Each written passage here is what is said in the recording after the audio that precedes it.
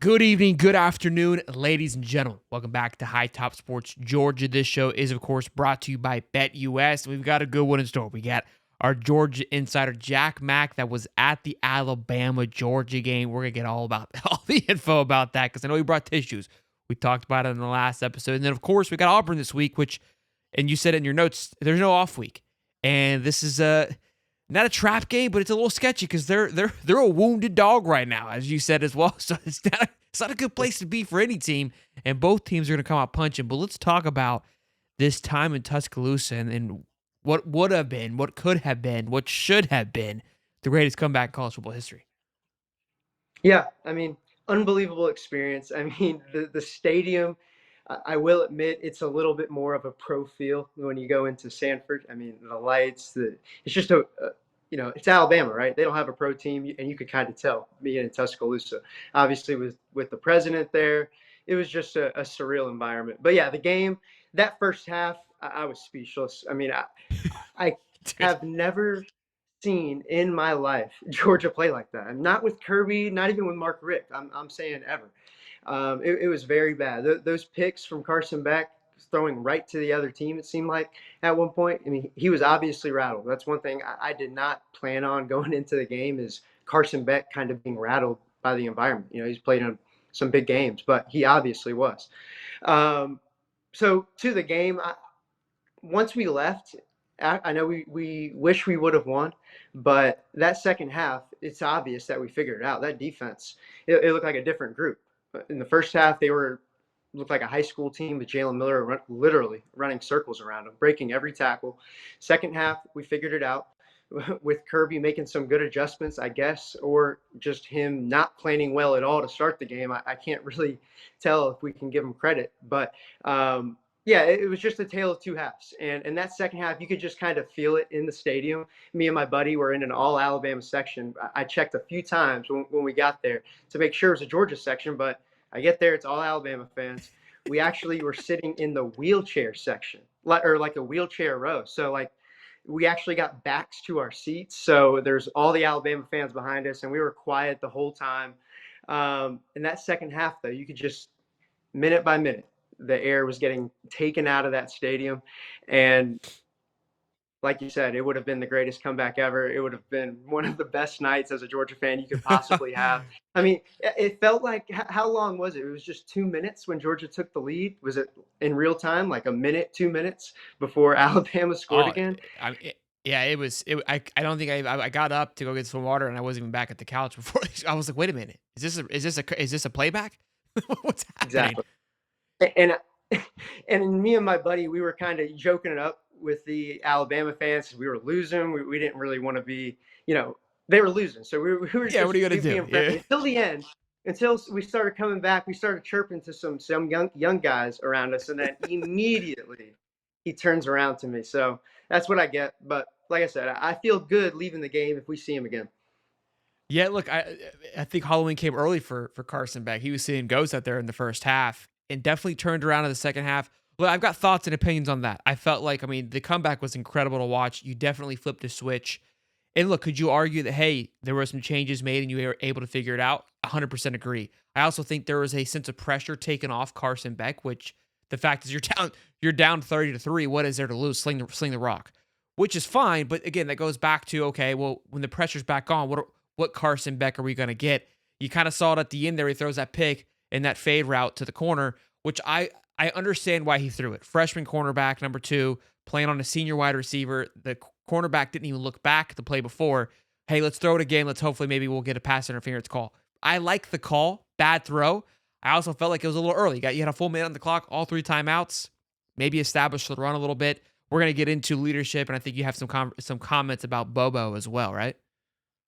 Yeah, absolutely. And you're right. That last one was the most glaring, 2 times in a row going to that side. But there was a few times that game where it seemed like no matter what, he is throwing it to his first read. I mean, and it happened with the pick. He just made his mind before the play happened. And Yeah. he obviously can't do that playing against Alabama. So with Bobo, it's going back to the first half a little bit. I think it would have taken the pressure off if we would have ran the ball. I mean, after we were down 7-0, it's like we were down 21-0. We threw like 3 deep balls right in our first possession. Like, I would have loved to give it to ETN a little bit, like you're saying, establish the run throughout the game. But we gave up on it a little earlier than I like because we never really started it. So that's my big gripe with Bobo is on the road in the SEC. You always want to establish the run, right? You win those games in the Yeah. trenches. So I think some Georgia fans are a little bit too hot. I mean, a little bit too hostile. I mean, we lost the game. I mean, they're not going to be happy. But I mean, Bobo, Bobo's had he's the proven question to us mark that since he's he got can do it. there. Yeah, It's been Kirby's guy. I know Georgia fans have kind of always had that door slightly kind of peaked of like, was this the right pick?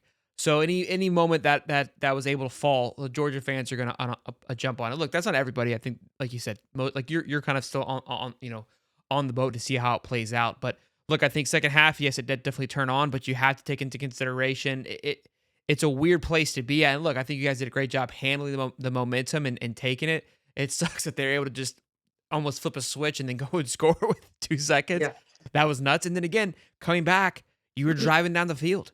You were still doing what you had done the last 3 touchdowns, the last 3 scores, and then it just again Carson Beck again, in my opinion, made a poor decision. I don't think the play call was bad. I don't think. I mean, he should have ran the ball more, but I understood the reason for it. Bad throw, and like you said, it was almost like he made his mind up and kind of just said, "I'm just going to sling it over there and let the guys do their yeah. thing," and almost disrespected the freshman cornerback, and it came back to bite him in the butt. But look, all in all, fantastic game. It was a hell of a game to watch. I mean, who did it was the game talked about and heard about across the globe. But like you said, the season's in a weird place, not a weird place, a fun place because I even said, I go, look, last year there was a team that lost early and a team that went further, and it was the team of Alabama. It wasn't Georgia. Now the guys didn't play each other, but you understand where I'm going with is that if you lose early enough, everybody forgets this. But the most important thing is what that team learns from it. I also think these two teams, anybody that has to face these two guys going forward should be scared shitless because nobody's going to go up against what these two just went up against. You had two gauntlets or two just dogs, killers. And when Texas plays Georgia and Alabama, they'll at that point have a taste. But I think Georgia plays Texas first. Georgia are going to have that kind of under their wing of we've played a pit bull. We're ready for you. So it's going to be interesting to Yeah. see how Texas handles that in Georgia as well.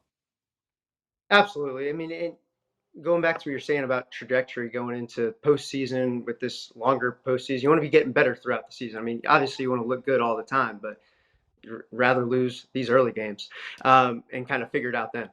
So absolutely. And just one more thing on the Alabama game. I mean, I don't want to be the woulda, coulda, shoulda Georgia fan here, but let's just picture. I mean, Do you want to talk about the that leadership of comes. the game? Right? The I'm sorry. leadership, the lack of leadership. Is that what you're going to go into?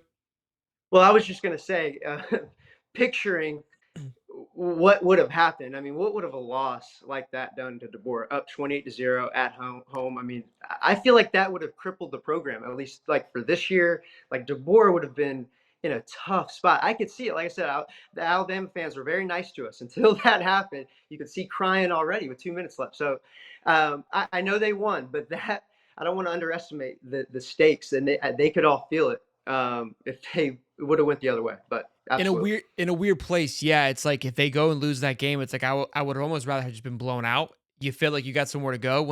If he were to blow that, they could the largest lead and largest comeback in Georgia's history. Look, I don't think that they would have just been in shambles, but yes, the seat would necessarily would not have been hot given how the rest of the game went. But there would have probably been an extreme overreaction if that were the case. I agree completely. It would have been yeah, mayhem. You talked a little bit about your notes in leadership. I spoke about it on the show prior to losing Rutledge, how I felt that was going to be huge. Not only the fact of his skill level, but his presence on the line. And I think that may have been alluded to why they kind of probably stayed away from the run game, maybe early on. I don't know. But you got to, so you kind of talked about lack of leadership, I'm assuming across the board. absolutely. Kind of looking for just a leader on both sides of the ball. In a game like that, you need someone in the huddle to settle things down. And I know we said run the football, but more than that, your quarterback is supposed to be a calming presence in the huddle, and you can't be that if you yourself are obviously out of sorts. So.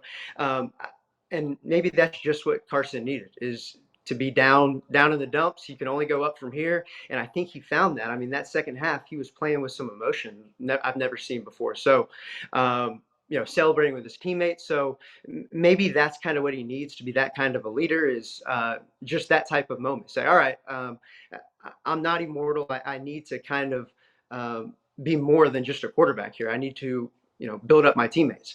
I feel like sometimes we take that for granted. We do need that, a vocal leader, and hopefully Carson steps into that. And on defense, we need that as well. I mean, the guy I look to is Malachi Starks. He's been a starter for 3 years now, and especially in a secondary that has taken some media criticism within the fan base, letting up this many yards to a 17-year-old. I know he's very good, but still, we expected more, and we're used to better with Kamari Lassiter last year. He's been playing great in the NFL. So I look to Malachi Starks on the defensive end to kind of just rally the troops on the secondary. You know, put that out of their mind and say, hey, well, we're probably going to see him again, and we can only get better week by week. So yeah, on both sides of the ball, that was obviously lacking in the first half, but again, glad they could use that as a learning experience early in the season. So hopefully Kirby preaches that throughout the week.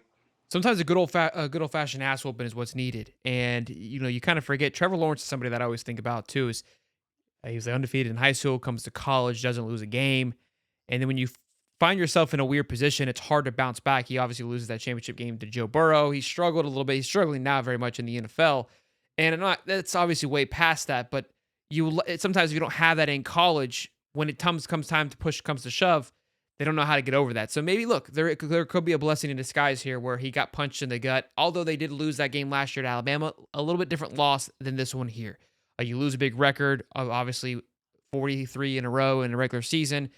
That first half was daunting. I thought it was going to be 60-13 the way that thing was going, which would have been even worse, which would have crushed all kinds of souls. But able to find your rhythm, able to fight back, I think it was all in all a good learning game. And hopefully, like you said, they can preach it and grow on that into the season. Now, this week coming up, Auburn at home, 24-point favorites right now. Now, this show is brought to you, of course, by BetUS. When you go to betus.com, use the code YouTube150. You get back 150% on your first two deposits and 125 on your third, up to $2,000. I gotta tell you that I'm taking Auburn to cover 24. I'm not riding with the dogs on this one, and I think the dogs handle business. Don't get it twisted. I I understand where the 24 is coming from. Auburn has just looked in complete disarray. They should have not lost that game against Oklahoma, but it's like Kentucky. It's like how Kentucky played you, how Kentucky played Ole Miss, how South Carolina played Kentucky. It's the SEC, and it is no easy task. I get why 24 is there though. Auburn looks in disarray. Peyton Thorne is complete dog shit, and the dogs going off that second half are looking to chew on something. And Auburn needs to be next in line. And look, if there's a game they magically get it done, this may be it. I also don't think Auburn just lays down because Hugh Freeze, he's been throwing as many shirts as he can at his recruits. He's still landing them. It only goes so far, Hugh. You got to start winning and showing some light here. So give me your thoughts and predictions on this football game here, Jack. Absolutely. And going into the season, people always point out the Texas, Alabama, Ole Miss, but I mean, this game, playing Alabama at Alabama, and then coming home to play another rival in Auburn, is, no matter what Auburn is that season, it's a one-game season similar to Alabama. So we know we're going to get Auburn's best shot. I think one of the good things, I guess, I know Peyton Thorne is not Jalen Milrow by any stretch, but Not their quite. offense, Just no, missing a few but things. exactly, but they run the football. He runs the football out of the quarterback position. Not the best at throwing it. Run first, essentially. And I think going against Alabama the week before is going to be great for our defense. Kind of figuring out the second half, hopefully, and I expect us to ride that into this Auburn game. I don't expect Auburn to do much at all offensively. I mean, I'm still a little worried about on the offensive side. I think this is going to be low scoring in general. So for betting purposes, I love the under 52 in this. I expect a big bounce back against Georgia. I mean, that's what they showed last week's not the standard. I know that Kirby's going to be preaching that, so I expect a whole new type of fire out of the defense, and it's going to be back in Sanford. being back with the home fans after being in that crazy place is going to be good. So I think we're going to get after him. Peyton Thorne has not. I mean, they played him good last year. Auburn did, but I, I just don't see him, testing this secondary or this defense in general, like we got saw last Offensively, week. Peyton Thorne found himself at that Auburn game against Georgia. Not, I mean, played probably one of the better games. Defensively, they played y'all very well. You had Ron Roberts, who's now at Florida. There's obviously some changes there. They had a rehaul on defense from the Auburn perspective. I like your thought, though, a low scoring game. I think 28-13 is where this thing ends up. The other side of me feels like it could go out there and be 57-6. You know what I'm saying? Like if Georgia, Yeah. but I thought the same thing with Kentucky. And this isn't at the shot at Georgia. Look, we think these teams are just going to fold over, and they're not. Like I said, this Auburn is in a weird place where they're licking their wounds, and they've got a lot to prove. And I don't think they're going to just roll over. Although we see a lot of these players and teams, mainly players, redshirting and hanging it up in the middle of the season. UCF just lost their number one wide receiver heading into this game. I'm pumped. it's it's Yeah. it's unbelievable. It's wild watching what happened. It's nice to see that outside of Mississippi State lost Whittemore, their wide receiver. I haven't seen too many other SEC players dip out, and I think that credits to honestly the foundation of NIL. I know I'm kind of sidetracking here a little bit, but I think there's a little bit more foundation with NILs, and it's like, why would I leave? I'm getting paid, and I'm not going to quit mid-season to not get paid. So you're seeing more of these smaller schools outside the Bear Alexander, but I think he just threw a fit because he wasn't playing enough.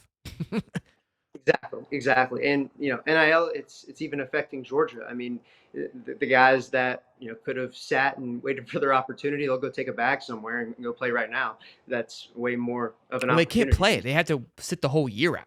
That's the thing. Is But like yeah, so but still, that opportunity is different than it was in the past, and we never really had that problem. And so, for like sure. now, on the defense, like the defensive line, like our second and third guys are nowhere near what we used to be. Obviously, we're spoiled with Jalen Carter, Jordan Davis, those guys, but it's been apparent. So over the last couple years, and this will be a true test for this year's Georgia team, is whenever they lose a game or they don't look good, they always bounce back and look great. Whenever they play at home, there's some questions. It's hard to find Georgia playing poorly twice. So I expect if this is a team that's going to win a championship to really handle business. But there's just been so much inconsistency. It's hard to say, but obviously we hope Do you got an hope to upset see game for the week for the people? A team that your game that you're watching? It's like this is heads up. Keep your eyes peeled for this one. a game I had a feeling about, and this could be. I'll just say it. I mean, Arkansas. I like Arkansas at home a little bit against At Tennessee. Tennessee, yeah. First Tennessee. I don't. I took Arkansas. They got 14 points, I believe, or 13 and a half. And our pick'ems in our show last night. So I was like, this seems a bit aggressive for Tennessee. I mean, Tennessee looked good against Oklahoma, but not. Arkansas has been fighting some people to the death here. So don't. They have Old Sam and Pittman's when I turn that keep thing thinking, around. exactly, and what I keep thinking of is that game. This is a different team, but against South Carolina when Tennessee was on the road to a playoff, and they went to South Carolina and they Lay allowed an egg. 60 points. Lay an So egg. I mean, that game is always out in the air for Tennessee, and I'm not saying they're going to lose, but I think it's going to be a lot closer than people think. I like Arkansas against the spread, I like especially. it. I've got SMU taking down Louisville. Louisville is coming off a loss to Notre Dame. SMU is coming off of a dominant win against FSU, which fires me up. And that offense can score at will. So, and their defense ain't nothing to slouch on either. They're holding FSU to 13 points, which I mean, it's like having an True. FCS school. But ladies and gents, hope you guys enjoyed today's content. I know that I did. Fantastic stuff. We'll have obviously all the recap for Georgia versus Auburn come Saturday. I mean, we are in full swing for football season. This is another phenomenal Saturday. In years past, I felt like we would kind of go through some slouches, but the SEC is healthy this year, boys.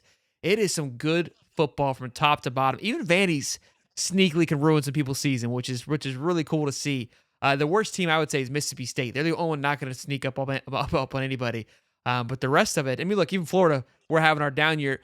You still got to kind of keep that one eye open that they could ruin your season too. So it is all fun. The SEC is in full effect. The Big 12 busted wide open, and the Big 10 it's the Big 10. It's whatever, and the ACC it's Clemson's to lose right now. So, boys and girls, good to see you. Smash the like button. That's Jack Mac. This show is brought to you by BetUS. We'll see you boys in the next one. Peace and love, baby.